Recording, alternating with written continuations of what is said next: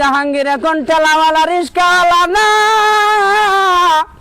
আয়শা এখন 500 জনের সামনে মাইক্রোফোনে কথা বলে। হ্যাঁ, আমি একটা মেয়েকে ভালোবাসছিলাম, সেই মেয়েটার নাম ছিল আয়শা। আপনারা সবাই জানেন, বহুত প্রোগ্রামে কিন্তু সেই ওয়াজটা আমি কই।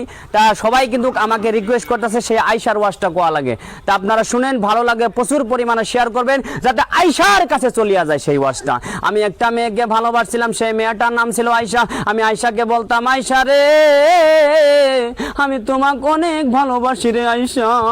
রাত্রিবেলা যখন ঘুমাইয়া যায়, রাত্রিবেলা কাঁদতে কাঁদতে বালিশ ভিজিয়া যায়।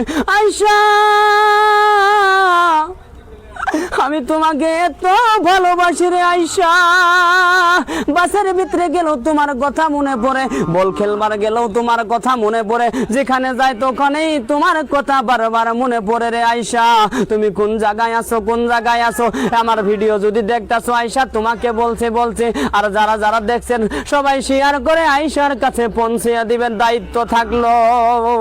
আয়শা আমাকে বলতো, আয়শা একটা কথা আমাকে বলতো, আমি তোমার সঙ্গে বিবাহ হব না। আমি বলছি কেন হব না, কেন হব না? বলছে তুমি বেকার কামাই করতে পারো না, ফালতুমি করে ঘুরে ঘুরে খাও, তুমি আমাকে বিয়া কইরে খাওয়াইতে পারবা না।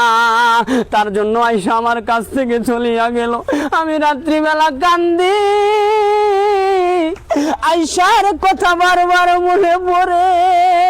আয়শাকে আমি এখন বলছি, ও আয়শা তুমি একদিন হলো পস্তাবা, আমি যেদিন নাকি বড় হইয়া যাব আয়শা আমার কথা একবার চিন্তা করবা।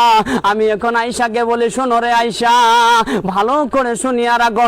আয়শা তুমি যদি শুনতে চাও তোমার মার কাছেও পাঠাইয়া দিতে পারো।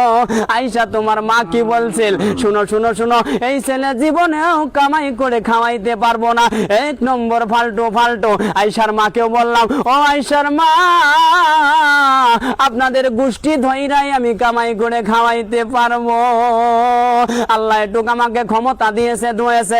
আয়শা রে তোমার মা বাবা আমাকে যে কথা বলছিল আমার কোনো মনে হলে কান্দি।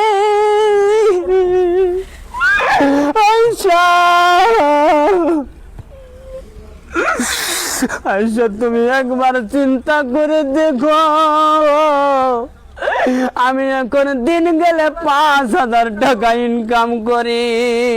আয়শা মনে মনে চিন্তা করি, দেখো এই জাহাঙ্গীর আগের মতো ফালতু নয়, এখন ঘুরে বেড়াই না, যেখানে কথা বলি সেখানে 500 টাকা ইনকাম করি। আয়শা অনুরোধ করলাম, তুমি যোন জায়গায় থাকো না কেন, যদি আমার ভিডিও দেখছো আমার সঙ্গে একবার হলো যোগাযোগ করো রে আয়শা।